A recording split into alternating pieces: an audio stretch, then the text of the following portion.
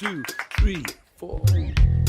Come on, Mr. Selector, put your hands in the air one time. I wanna see. Prepárate un mate, un té, un café. Ya llega Charla con Sentido, un espacio para escuchar a los protagonistas del mercado. I don't drink coffee. Auspician este bloque. IEB, Invertir en Bolsa, empresa líder en el mercado financiero, con más de 10 años de experiencia brindando soluciones de inversión y financiamiento para individuos y empresas. Consulte el sitio web ingresando en www.ieb.com.ar. Agente de liquidación y compensación y agente de negociación integral registrado en CNB bajo el número 246. Desde el litoral y con presencia en todo el territorio nacional, Net Finance es la red comercial del mercado de capitales que mejor acompaña el crecimiento de tus inversiones personales, el financiamiento PYME y la optimización de los flujos de caja de las empresas. Seguinos en www.netfinance.com.ar o en Instagram como netfinance_ para más información. Agente productor del mercado de capitales registrado en CNB bajo el número 1158. Transporte Goichik SRL, más de 30 años de trayectoria, prestando servicio de transporte de media y larga distancia para cargas generales, paletizadas, bebidas y contenedores en todo el NEA y NOA y Round Trip a Buenos Aires. Transporte Goichik, Casa Central, Corrientes 41, Leandro en Alem, Misiones, La Farigola, cocina de autor, en la que se fusionan las tradiciones y los productos de estación que nos brinda nuestra tierra. En su visita a Misiones, no deje de disfrutar de esta experiencia gastronómica en La Farigola Restaurante, Barreiro 1177, o con las viandas saludables del mediodía de La Farigola Express en Barreiro 920. Fontana Lubricentro levanta la bandera de que mantener tu vehículo en condiciones pase a ser un disfrute. Si no podés venir, no importa, buscamos tu auto, pero si lo traes, vas a disfrutar de una sala de espera donde te tomás un té, café o mate. Si venís con los chicos o bebés, hay cambiadores, juegos, tablet, para mirar la tele y más. Fontana Lubricentro, Libertad y Neuquén. Tenemos el gusto de tenerlo nuevamente en nuestras charlas con sentido a Norberto Sosa,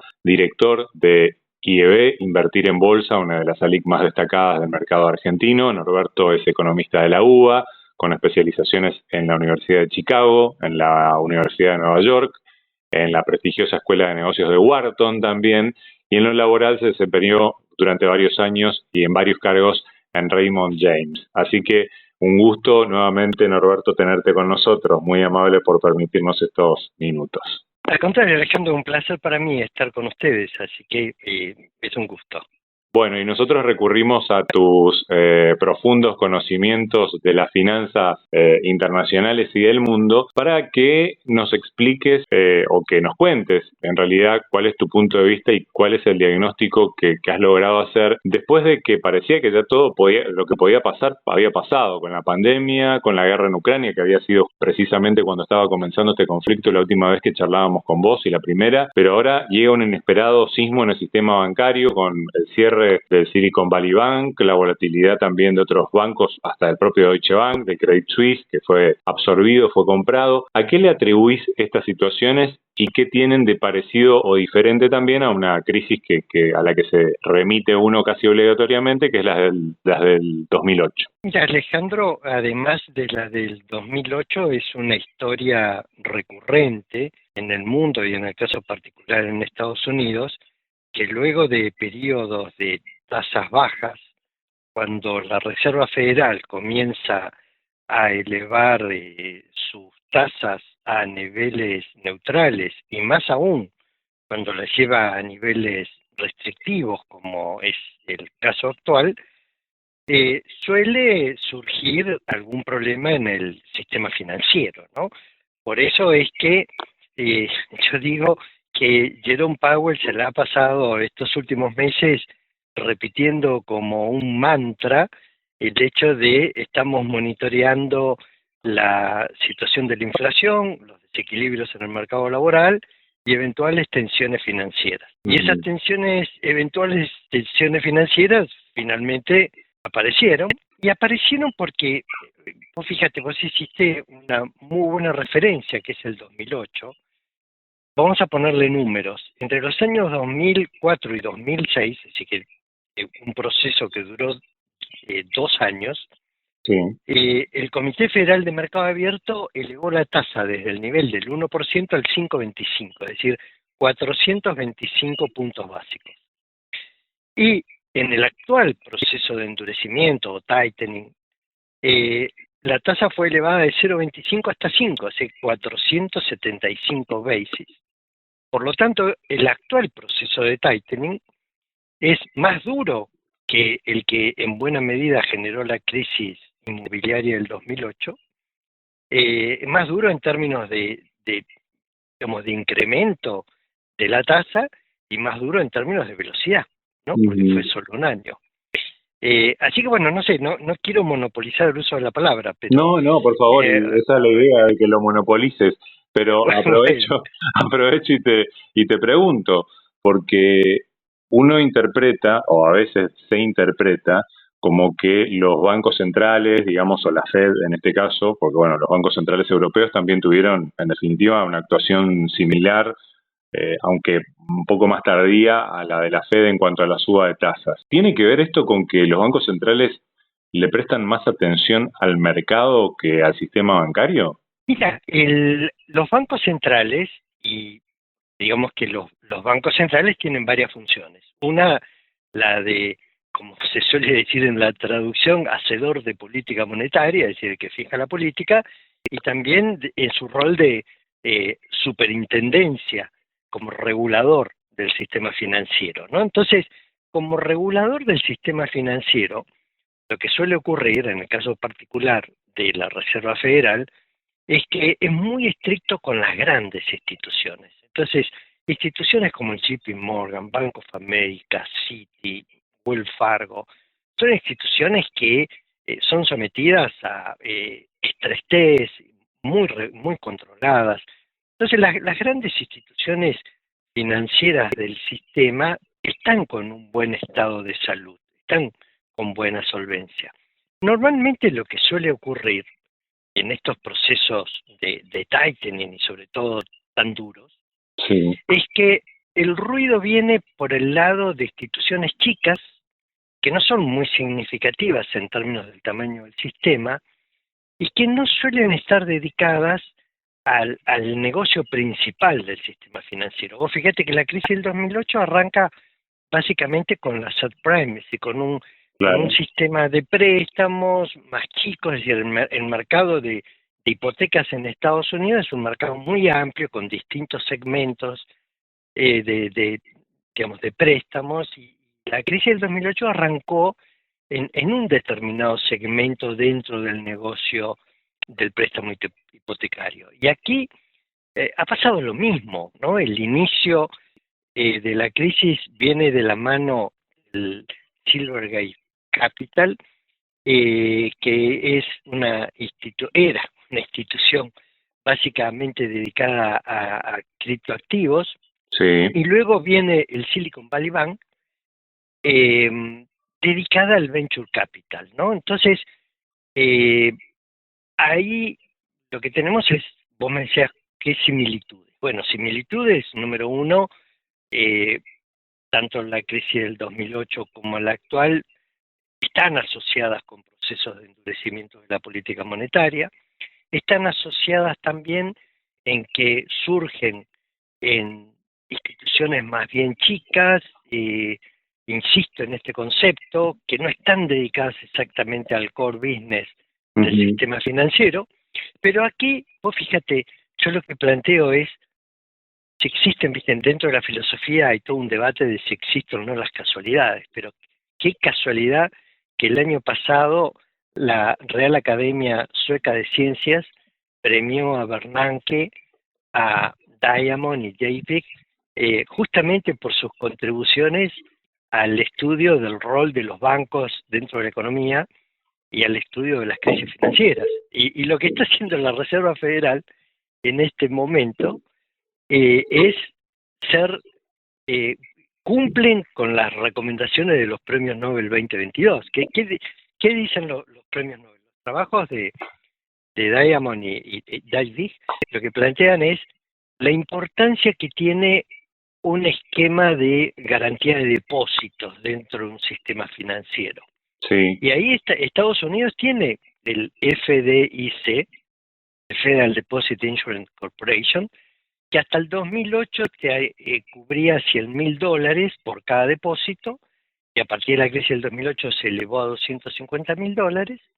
O sea que hay ya un sistema que garantiza, pero en el caso particular del Silicon Valley Bank, lo que ocurrió es que más del 90% de los clientes eran depósitos de más de $250.000, y ahí el FDIC, apoyado por el Tesoro de Estados Unidos, tomó la decisión excepcional de garantizar, digamos, de incrementar ese límite, con justamente el objetivo que plantean los premios Nobel es, aunque la crisis arranque en una institución chica, es fundamental que esos temores no escalen, porque es preferible actuar quizás medio exageradamente, pero evitar, sobre todo en los trabajos de Bernanke, evitar el rol de las corridas en bancarias, o el rol de la corrida bancaria en la crisis del 29 ha sido indudable. Entonces, si no hay una reacción que apague el primer foco de incendio, corres el riesgo que comience a haber una preocupación y que comiencen corridas en instituciones más importantes, que vos fíjate que en cierta medida ocurrió porque ya cuando pasamos al First Republic ya era una institución más importante, claro. Y cuando la crisis cruza el océano y le pega al Credit Suisse, la realidad es que el Credit Suisse es una institución que ya venía mal desde el 2011. O sea, ya tenía, digamos, un tiempo de gestación su situación complicada, ¿no? Y lo que ocurrió que, ¿te acordás cuando se desarrolla la crisis financiera global del 2011, donde, claro, ¿te acordás? Estaba todo el tema de la deuda de Grecia, después de España, de Portugal, y bueno, hubo todo ahí una serie de inconvenientes en instituciones financieras europeas. La realidad es que quien termina haciendo un salvataje a los bancos suizos, al UBS y al Credit Suisse, fue el Tesoro de Estados Unidos, claro, la Reserva Federal. Y ahí estas instituciones pierden ese cambio del secreto, y entonces el negocio de banca privada en estas instituciones se deteriora.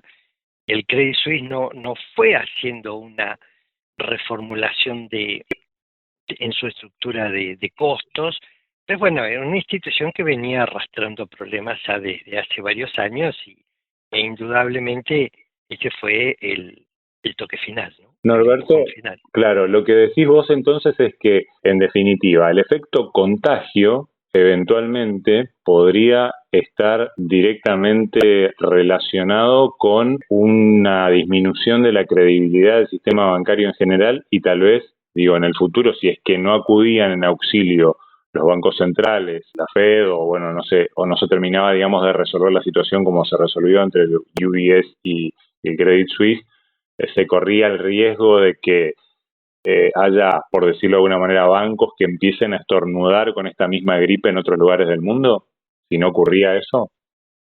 Sí, correcto, porque el negocio bancario, en su origen, es un negocio que tiene un problema de duration entre sus activos y sus pasivos, claro, ¿no? Vos fíjate, pensemos el caso extremo de la Argentina, donde muy pocos se animan a hacer un plazo fijo que vaya más allá de los 60, 90 días, y por otro lado, las empresas se quejan de que no le dan préstamos a 5 años, y las familias se quejan que no le dan un préstamo hipotecario a 20, 30 años, ¿no? Entonces, ¿cómo haces para tener depósitos tan cortitos y poder tener préstamos tan largos?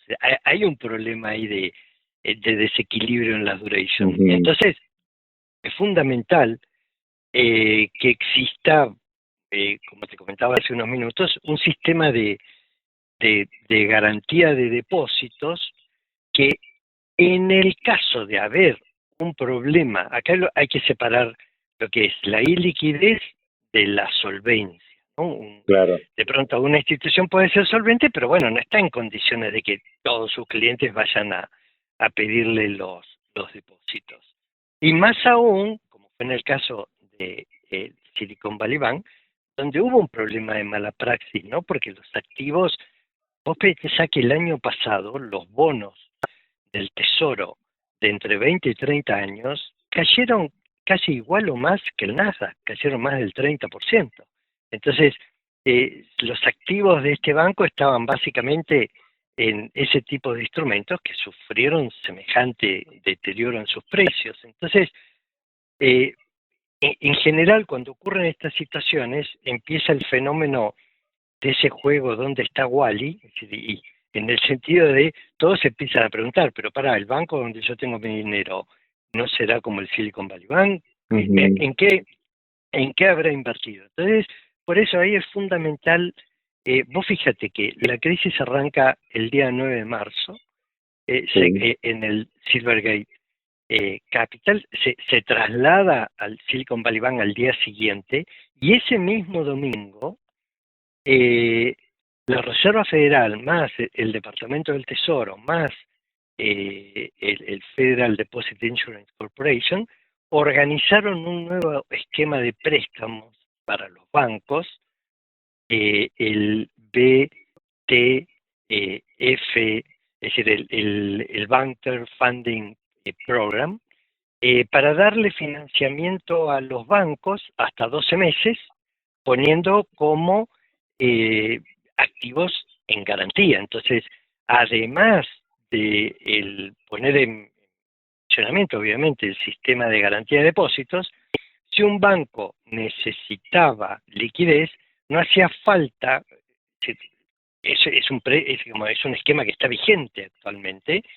El banco puede utilizar sus activos no para venderlos, malvenderlos a valor de mercado, sino dárselos a este esquema de financiamiento que le permite acceder a liquidez. Entonces, yo me animaría a plantearte, Alejandro, que en buena medida la Reserva Federal, junto con el Departamento del Tesoro y el FDIC, es como que han actuado con la rapidez adecuada.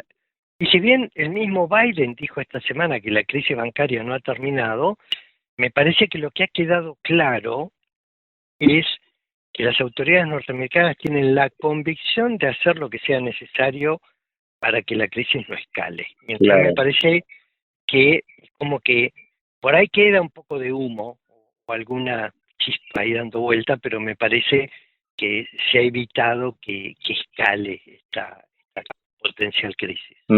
Ahora, ¿hay diferentes corrientes de pensamiento con respecto a esto, Norberto? Hay quienes piensan de que en realidad si un banco está a punto de caer, tiene que caer. Sí, acá está esa famosa frase del moral hazard, ¿no? Es decir, que bueno, que si alguien hizo mal su trabajo, que pague, y en buena medida, si Janet Yellen, la titular del Departamento del Tesoro de Estados Unidos, la semana pasada tuvo que ir a hacer un testimonio ante el Senado para rendir cuentas de lo que hizo y qué es lo que piensa sobre esta crisis. Lo que ella planteó es, aquí no se va a gastar ni un solo dólar de los contribuyentes para salvar a los acreedores, es decir, a los bonistas, los bancos, ni a los accionistas. El tema es darle protección a los ahorristas. Claro. Ahora, después vendrá toda una investigación, porque este señor Gray Becker, el gerente general del Silicon Valley Bank, además de haber tenido un manejo inadecuado de los activos, ha sido, vamos a decirlo en forma liviana, ha sido bastante pícaro, porque pocos días antes de que el banco entrara en esta situación terminal, él vendió sus acciones, ¿no? Entonces, yo creo que acá hay que separar lo que es proteger a los ahorristas, para que la crisis de desconfianza no escale, ese es un tema, y el otro tema es, si alguien hizo mala praxis o actuó en forma inadecuada, bueno, ahí la justicia tiene que caer con rigor. Por supuesto, pero siempre teniendo presente también nuevamente, después de haber descrito tan cabalmente como lo acabas de hacer toda la situación, es que acá también hay un protagonismo muy importante de la suba de tasas, que por ahí arrancabas, ¿no? Con lo cual, de alguna forma también es como que podemos decir de que hay un efecto corresponsabilidad también de parte de los bancos centrales en este tipo de cuestiones y en este tipo de fenómenos, y que está bien, por decirlo de alguna manera, que vayan en auxilio, sobre todo, como decís vos, más que nada, digamos, de los ahorristas que tienen obviamente depositado dinero en esos bancos. Y sí, Alejandro, porque el tema es así. La Reserva Federal de Estados Unidos tiene 3 responsabilidades. Número 1, controlar la inflación, es decir, que la inflación se mantenga en términos de un índice que no es el IPC, sino que el PCE, y sacándole algunos efectos estacionales en el orden del 2% anual, es decir, la inflación no debería ser más alta, mucho más alta de ese nivel, ni tampoco más baja, porque si es demasiado baja la inflación, o esto no es microcirugía, la política monetaria, si te vas a un proceso de deflación, eso es malo también. Claro. Si vos pensás que el mes que viene podés comprar algo más barato que este mes no comprás. Y entonces, si tenés expectativas deflacionarias, podés llevar a la economía a una recesión, ¿no? Entonces, la primera responsabilidad de la Reserva Federal es tener la inflación en un nivel que se considera sano, que es un 2% anual. La segunda responsabilidad es mantener un nivel de equilibrio en el mercado laboral. Y la tercera responsabilidad es cuidar la salud del sistema financiero. Entonces, esos son los 3 en el tablero de control de la Fed, son los 3 temas. Y vos fíjate, flor de desafío que tiene la Reserva Federal ahora, porque para poder controlar la inflación, que todavía no está claramente controlada, tiene que subir la tasa. Claro. Para equilibrar el mercado, que está completamente desequilibrado, tiene que subir la tasa. Y sabe que al subir la tasa puede generar problemas de tensiones financieras. Y vos fíjate, Alejandro, que se genera algo muy interesante, que es, algunos dicen, pero ¿qué es lo que hace la Fed? Por un lado está aumentando la tasa y haciendo lo que se llama el quantity tightening, es decir, que está achicando la hoja de balances, es como que está absorbiendo liquidez, y por otro lado sale a darle plata a los bancos. Entonces, no se entiende, es como que prende la calefacción y el aire acondicionado al mismo tiempo. Claro.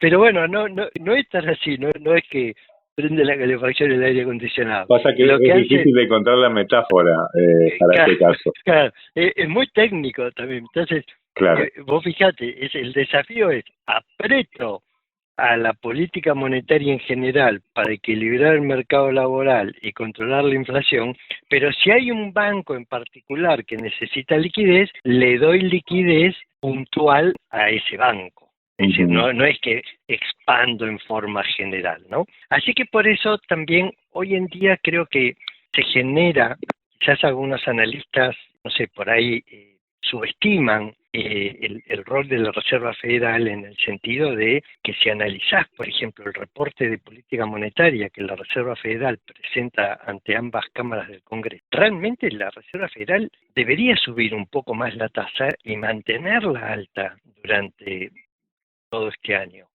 Entonces ahí tenemos un problema en el mercado, porque el mercado se ilusiona con que por ahí la Reserva Federal no va a subir más la tasa y que la va a subir este año, y cuando se generan estas lecturas distintas entre lo que piensa la Reserva Federal y lo que piensa el mercado, ahí hay que ser muy cuidadoso, porque acá yo me hago responsable de lo que digo, me hago cargo a título personal. A mí me da la sensación que el sendero de tasas va a estar más cerca de lo que piensa la Reserva Federal, piensa el mercado. Entonces, hay que ser cuidadoso en los portafolios de deuda, de tener deuda lo más cortita posible y de muy buena calidad crediticia. Bueno, ahí me quería meter para que también a lo mejor quien es más amante de las cuestiones de mercado tengan lo suyo en esta charla.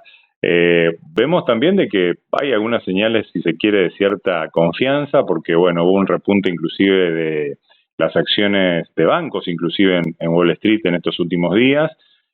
Bueno, ¿qué ¿cómo ves también la evolución, digamos, y la respuesta del mercado a toda esta situación que describías anteriormente y eventualmente, bueno, también, ya que nos dejabas picando esa recomendación, te pedimos, digamos, también alguna más, digo, un poco mirando también lo que es Wall Street y el mercado internacional, ¿no?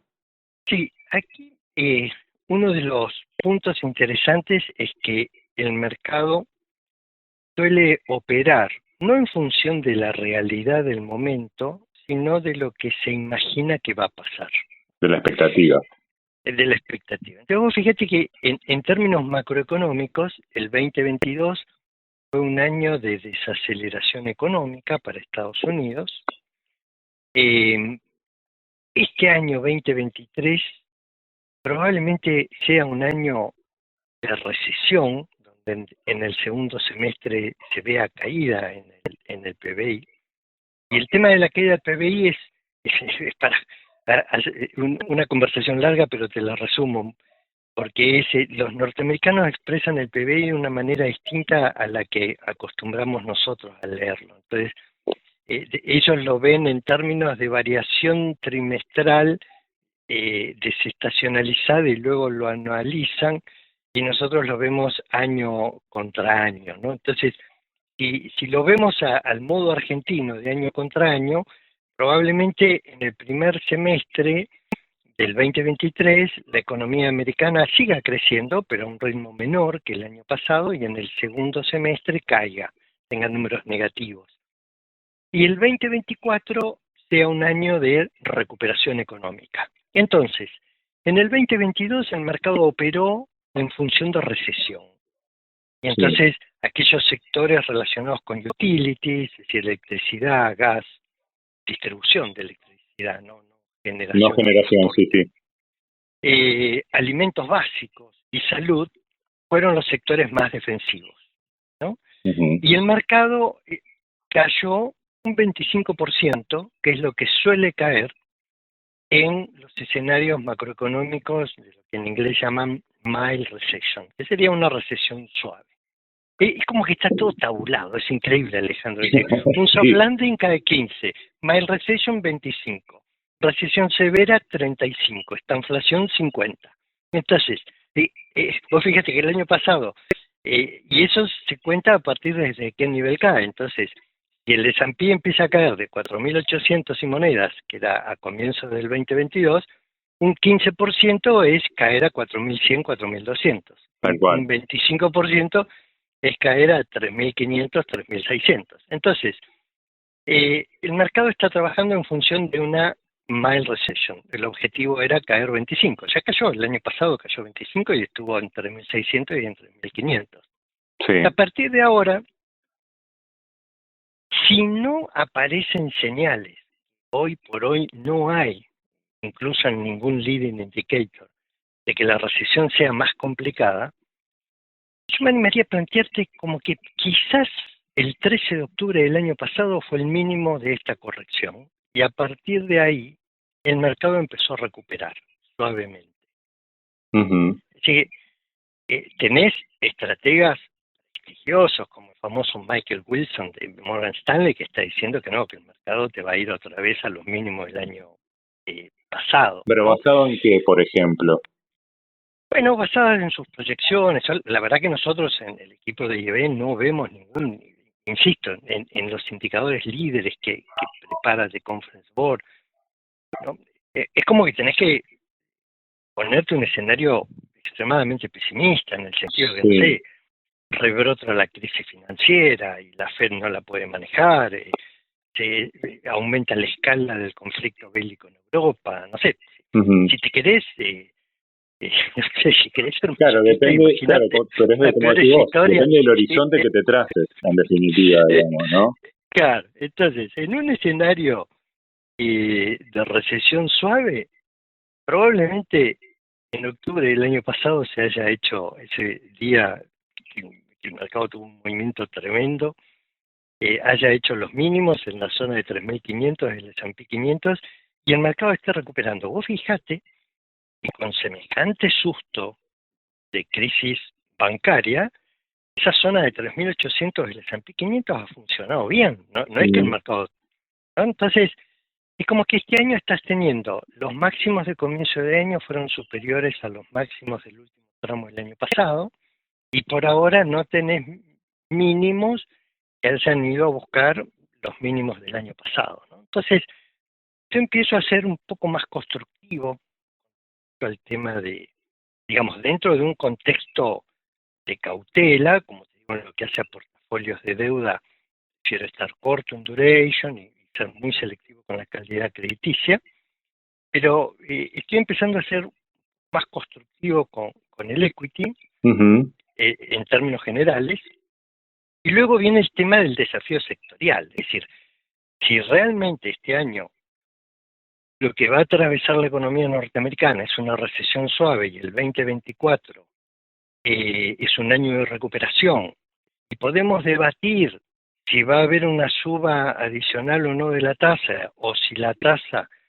la va a bajar la Fed un poco más temprano, un poco más tarde, pero lo que queda claro, y el mismo Powell lo dijo en la última reunión, es que, o mejor dicho, en la última ronda de preguntas y respuestas, como que el fin del alza de las tasas está muy cerca.